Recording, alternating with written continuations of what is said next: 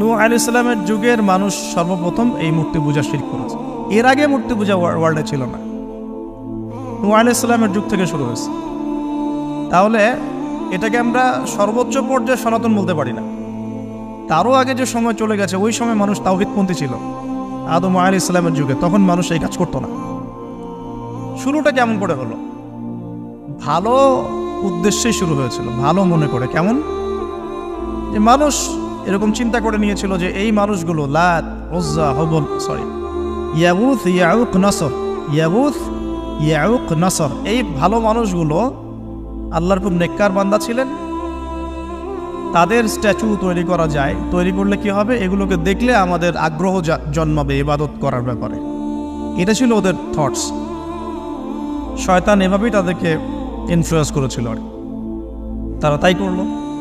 এই জেনারেশনটা যখন মারা গেল, পরের জেনারেশন যখন আসলো, তখন শয়তান ওদেরকে বোঝালো, ধরেন 100-200 বছর পরে বোঝালো যে ওরা খুব ভালো মানুষ ছিল, ওদের মূর্তিকে মসজিদের বাইরে না রেখে ভিতরে ঢুকিয়ে ফেলো, তাদেরকে সেজদা করতে হবে না, ভিতরে ঢুকিয়ে ফেলো, ইবাদতে মনোযোগ আসবে।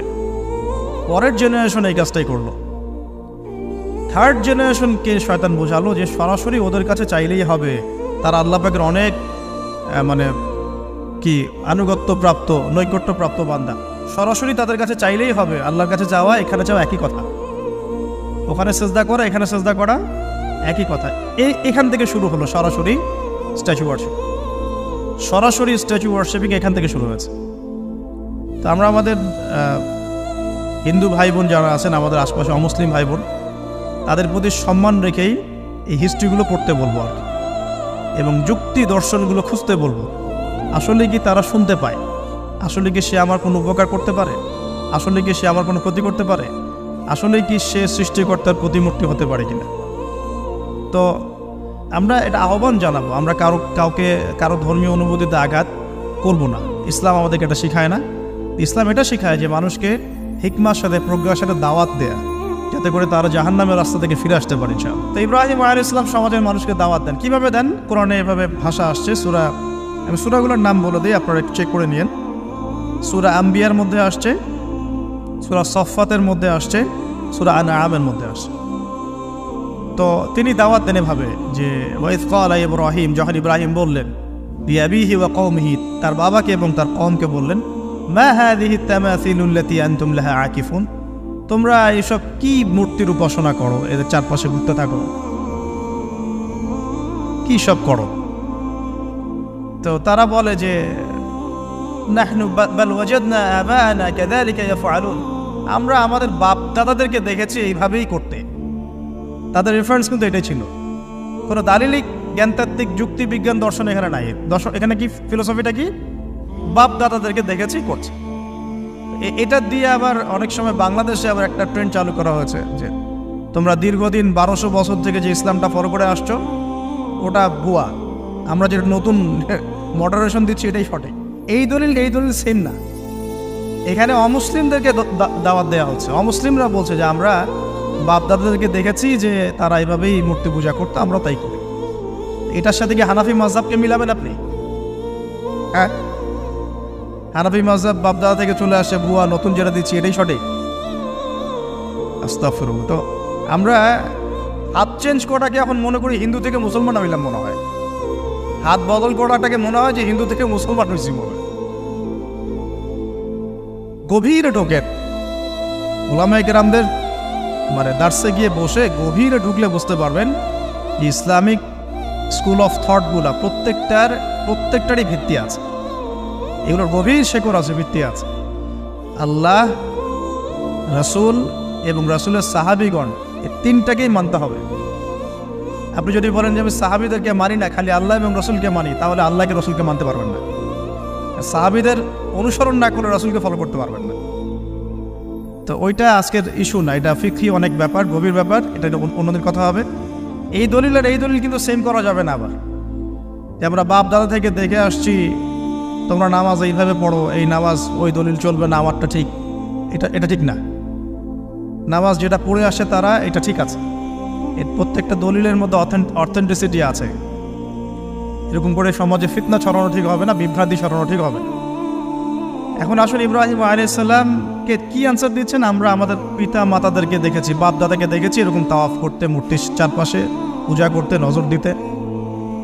তো ইব্রাহিম আলাইহিস সালাম বলছেন যে হাল ইয়াসমাউনাকুম, এই মূর্তিগুলো কি তোমাদেরকে শুনতে পারে?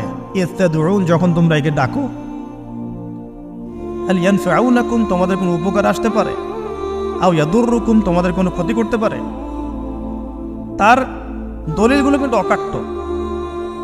ইব্রাহিম আলাইহিস সালামের দলিলগুলো কিন্তু এখানে, যুক্তিগুলো কিন্তু অকাট্য। আসলে কি সে শুনতে পারে? আসলে কি সে দেখতে পারে? আসলে কি সে তোমার উপকার করতে পারে? তাদের কিন্তু কিছু বলার নাই এখানে। তারা বলছে বাল ওয়াজাদনা আবানা কাযালিকা ইয়াফআলুন, আমাদের পিতা মাতা বাপ দাদাদেরকে দেখেছি এইভাবেই করতে। ইব্রাহিম আলাইহিস সালাম বলছেন যে ইন্নাকুম আনতুম লাফি দালালিম মুবিন, তোমরা তো সুস্পষ্ট বিভ্রান্তির মধ্যে আছো। তাহলে তো এরকম আরো অনেক আয়াত আছে সূরা সাফফাতের মধ্যেও, ওয়া ইন্না মিন শিআতিহি লা ইব্রাহিম ইয জাআ রাব্বাহু বিকলবিন সালিম ইয ক্বালা লিআবিহি ওয়া কওমিহি মাযা তা'বুদুন, তোমরা কিসের ইবাদত করো? আইফকান আলিহাতান দুনাল্লাহি তুরিদুন, তোমরা কি আল্লাহ সম্পর্কে মিথ্যা মিথ্যা মিথ্যা আরোপ করতে চাচ্ছ? ফামা যান্নুকুম বিরাব্বিল আলামিন, আল্লাহ রাব্বুল আলামিন সম্পর্কে তোমাদের কি ধারণা? এভাবে তিনি তার কওমকে দাওয়াত দিতে লাগলেন। তাদের কওমের দলিল একটাই ছিল, বাপ দাদাদেরকে দেখেছি এভাবে মূর্তি পূজা করতে, তাই করি। সনাতন, এটা ছিল কি সনাতন থটস। অথচ সর্বপ্রথম এটা শুরু হয় কোন নবীর আমল থেকে? নূহ আলাইহিস সালাম। আরও একটা দাওয়াত ইব্রাহিম আলাইহিস সালাম তার কওমকে দিলেন। সেটা কি? এবার এখানে সমাজের মানুষের সাথে ওই সমাজের ধর্ম নেতারাও ছিল। সমাজে কিন্তু কয়েক শ্রেণীর মানুষ থাকে, মানে সামাজিক নেতা, ধর্মনেতা, রাষ্ট্রনেতা।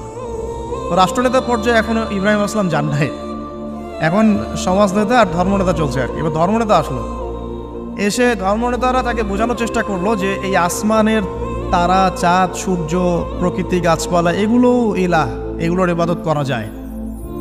এই ঘটনা আল্লাহ রাব্বুল আলামিন সূরা আনআমের মধ্যে বলেছে। তো ইব্রাহিম আলাইহিস সালামকে তারা দেখাচ্ছে, এটা আরবীয় একটা কাব্যিক ভাষায় কোরআনে এসেছে, চমৎকার ভাষায়, যে ফালাম্মা জান্না আলাইহিল লাইল, যখন তার উপর রাত আচ্ছাদিত হলো, রাআ কাওকাবা, তখন ইব্রাহিম আলাইহিস সালাম কি দেখলেন? আকাশে তারা দেখলেন। ঠিক আছে, তারা মূর্তি পূজার এখানেই আছে, ধর্মনেতারাও এখানেই আছে। তো তিনি বলছেন হাযা রব্বি, এটা আমার রব। ফালাম্মা ফালা, যখন তারকাগুলো অস্তমিত হলো, ক্বালা লা উহিব্বুল আফিলিন, আমি তো অস্তমিত যাওয়া জিনিসকে পছন্দ করি না। রব তো অস্তমিত যাবে না, এখানেও যুক্তি লাগবে, তো আমার ফিলোসফি লাগবে, আমার এখানে দর্শন লাগবে, এখানে তো আমাকে মানে প্রজ্ঞা দিয়ে বোঝাতে হবে। এটা তো অস্তমিত হয়ে গেল, এটা তো রব হতে পারে না।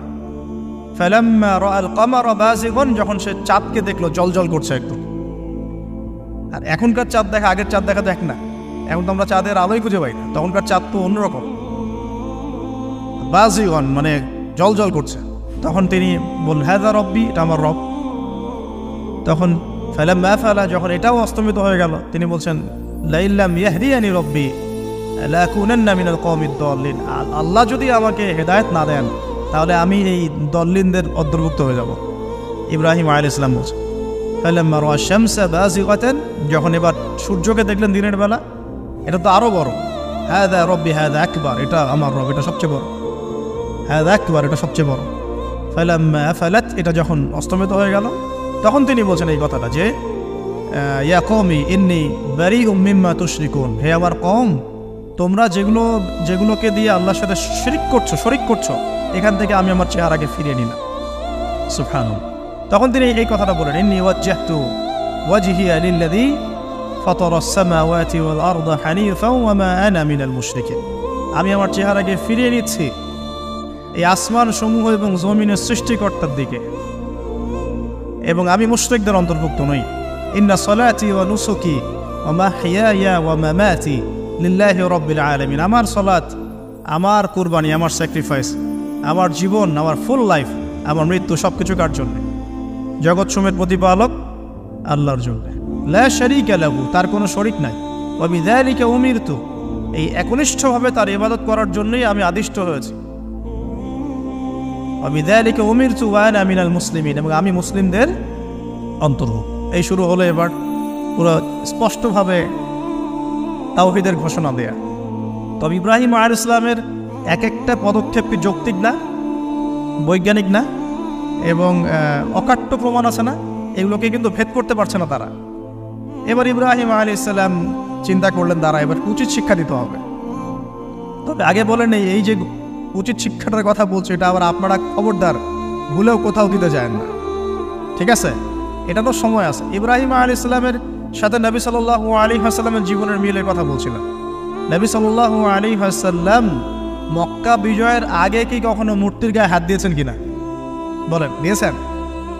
কারণ মক্কা বিজয় হয়ে গেছে, পুরো স্টেটই আপনার, অথরিটি আপনার, তখন আপনি আপনার অ্যাকশন নিতেই পারেন, সেটা আপনার ব্যাপার, তখন আপনি কি করবেন? মুহাম্মদ সাল্লাল্লাহু আলাইহি ওয়াসাল্লাম কাবা ঘরে ঢুকে তখন মূর্তি ভেঙেছেন এবং বলেছেন ওয়াকুল জাআল হক ওয়া যাকাল বাতিল ইন্নাল বাতিলা কানা যাহুকা, তাই না? ইব্রাহিম আলাইহিস সালাম এবার শিক্ষা দেওয়ার চিন্তা করছেন। তিনি বলছেন যে যখন এরা মেলাতে যাবে, ওই উৎসবে যাবে, তখন আমি এদেরকে দেখে নিব। এটা কুরআন চমৎকারভাবে বলেছে যে إذ قال لأبيه وقومه ماذا تعبدون أئفكا آلهة دون الله تريدون فما ظنكم برب العالمين فراغ إلى آلهتهم فقال ألا تأكلون। ইব্রাহিম আলাইহিস সালাম এবার যখন ওরা মেলায় চলে গেছে, যাওয়ার আগে আবার ইব্রাহিম আলাইহিস সালাম বলছিলেন যে ইন্নী সাকিম, আমি হচ্ছি অসুস্থ। আমি কি অসুস্থ? নজর নজরতান ফিন নুজুম। ইব্রাহিম আলাইহিস সালাম রাতের বেলা আকাশের দিকে তাকালেন একবার, তাকিয়ে ওদেরকে বললেন যে ইন্নী সাকিম, আমি অসুস্থ। এটা কৌশল, আমি অসুস্থ, এটা কৌশল। এই কৌশল আমার সব জায়গায় খাটাতে যায় না। তো এবার যখন তারা চলে গেল, ফারাগা ইলা আলিহাতিহিম ফাকালা আলা তাকুলুন, এবার তিনি ওই মূর্তি গৃহ যেটা ওদের, ওখানে ঢুকে বলছেন যে আলা তাকুলুন, তোমাদের কি হলো, খাচ্ছ না কেন? কাদেরকে বলছে এই কথা? মূর্তি, খাচ্ছ না কেন? আলা তাকুলুন। ফারাগা ইলা আলিহাতিহিম ফাকালা আলা তাকুলুন মা লাকুম লা তানতিকুন, কি হলো, কথা বলছো না কেন? মা লাকুম লা তানতিকুন, কি হলো, কথা বলছো না কেন? এবার ফারাগা আলাইহিম দরবাম বিল ইয়ামিন, এবার ইয়ামিন মানে ডান হাত, ডানাতে যা পেয়েছিলেন আর কি, তা দিয়ে সবগুলোকে ভেঙে চুরমার করে ফেলছে। ব্যাস, এবার ওরা যখন আসলো এসে বলছে যে আনতা ফাআলতা হাযা বিআলিহাতিনা ইয়া ইব্রাহিম, হে ইব্রাহিম তুমি কি আমাদের উপাস্যদের সাথে এই কাজ করেছো? বাল ফাআলাহু কাবীরুহুম হাযা, বরং এই বড়টা এই কাজ করছে। এর মধ্যে সবচেয়ে বড় যেটা আছে এই ব্যাটার কাজ, আমি করি নাই, আমি তো করি নাই। তখন ওরা তো এটা তো হতভম্ব হয়ে গেল, যে সে বলছে যে তুমি তো জানো, তুমি তো খুব ভালো করেই জানো যে তারা কথা বলতে পারে না, নড়াচড়া করতে পারে না, কিছুই করতে পারে না। তখন তিনি বললেন তাহলে তোমরা কেন এমন ইলাহের উপাসনা করো যে কথাও বলতে পারে না, শুনতেও পারে না, দেখতেও পারে না, তোমার উপকারও করতে পারে না, ক্ষতিও করতে পারে না। কিন্তু এবারও কিন্তু যুক্তি নাই, কোনো তাদের কাছে কোনো দলিল নাই, কোনো প্রমাণ নাই, কোনো যুক্তি দর্শন কিচ্ছু নাই। এবার শুরু হলো জুলুম। জালেমের কাজ কি? যুক্তি, জ্ঞান, দর্শন, বিজ্ঞান এগুলো দিয়ে যখন পরাস্ত, এগুলো দিয়ে পারছি না, এবার পেশি শক্তি। এবার কি? পেশি শক্তি। ব্যাস, এবার পেশি শক্তি। ইব্রাহিম আলাইহিস সালামকে নিয়ে যাওয়া হচ্ছে নমরুদের দরবারে। এবার চলো, এবার তোমার আছে খবর আছে। এবার পুরো রিমান্ড হবে 7 দিনের। একদিন রিমান্ড হলেই অবস্থা খারাপ হয়ে যাওয়ার কথা। ইব্রাহিম আলাইহিস সালামকে এবার নিয়ে যাচ্ছে ধরেন নমরুদের কাছে। কি যে হবে আল্লাহ ভালো জান। ইব্রাহিম আলাইহিস সালাম যখন যাচ্ছেন তখন কি তিনি জানতেন যে আল্লাহ পাক তাকে আগুন থেকে বাঁচাবেন? এই ঘটনা যে ঘটবে তিনি কি জানতেন? আচ্ছা, আমরা না হয় জানি যে এমনটা হয়েছিল। ইব্রাহিম আলাইহিস সালাম ওই সময় তো জানতেন না যে কি হতে যাচ্ছে। তার মানে তার ওই সময় তার ইমানের তেজ, তার স্থিরতা, ইস্তেকামা এবং তাওয়াক্কুল কত বেশি ছিল। তাকে নিয়ে যাওয়া হচ্ছে।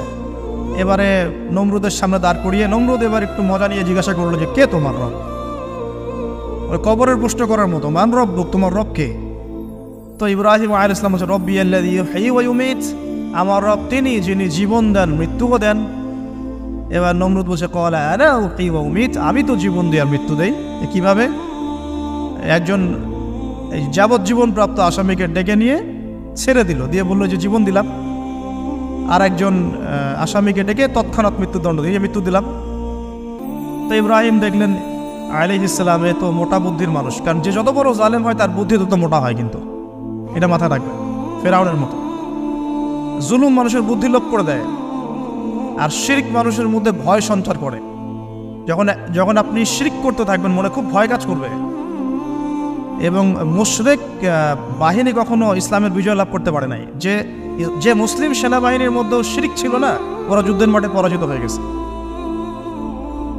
ইতিহাস ঘাটবেন, মুসলিম যে সেনাবাহিনীর মধ্যে শিরক ছিল ওই সেনাবাহিনী পরাজিত হয়ে গেছে। আবার অল্প গুটি কয়েক সেনাবাহিনী তারা তাওহীদপন্থী ছিল, তারা জয়লাভ করেছে।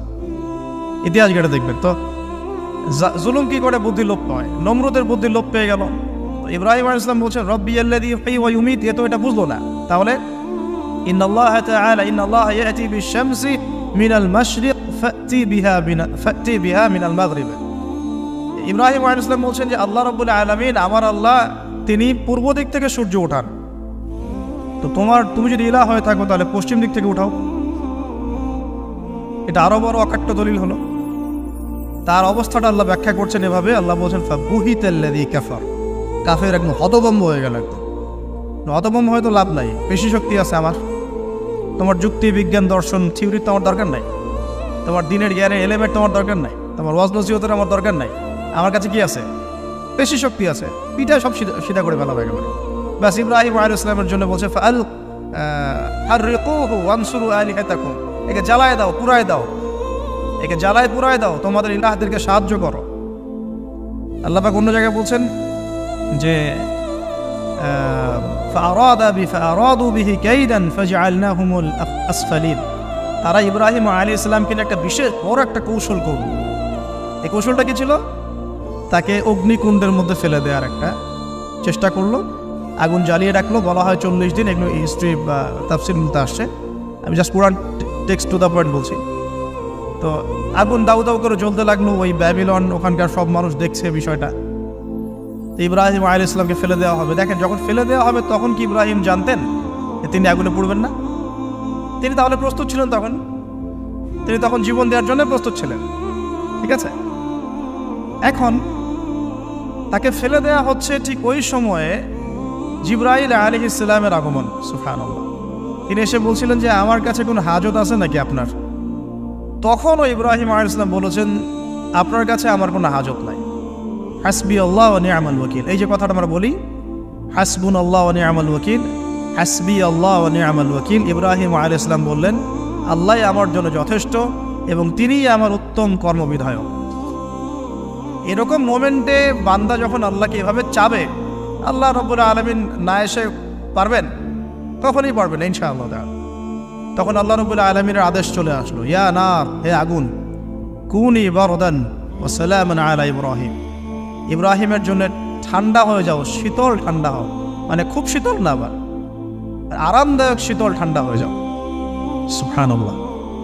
এভাবে আল্লাহ রাব্বুল আলামিন ইব্রাহিম আলাইহিস সালামকে অগ্নি পরীক্ষা থেকে বাঁচালেন। ওখানে ইব্রাহিম আলাইহিস সালাম থাকলেন, কোনো ক্ষতি হলো না। তিনি পরবর্তী সময় বলেছিলেন ওই সময়টুকুর মধ্যেই তিনি শান্তিতে ছিলেন। যে বললাম না, অনেকে যে নির্যাতন নিপীড়নের শিকার হয় তারপরে বলে যে ওই সময়টুকুই ভালো ছিলাম, আল্লাহকে পেয়েছিলাম, তেলাওয়াত বেশি ছিল, তাহাজ্জুদ বেশি ছিল, পরে ফিতনার যুগে চলে আসছি। তো এই হলো অগ্নি পরীক্ষা। এরপরে কমকে দাওয়াত দেওয়ার হলো না, সেখান থেকে চলে যেতে হলো। ওই যে অগ্নি পরীক্ষা ইব্রাহিম আলাইহিস সালামকে এখানে দিতে হয়েছে, ওই রকম পরীক্ষা আমাদের নবী সাল্লাল্লাহু আলাইহি ওয়াসাল্লামকে দিতে হয়েছে তায়েফের মাঠে, দিতে হয়েছে বদরের মাঠে, উহুদের মাঠে। এখানে আল্লাহ পাক ফেরেশতা নামিয়ে দিয়েছে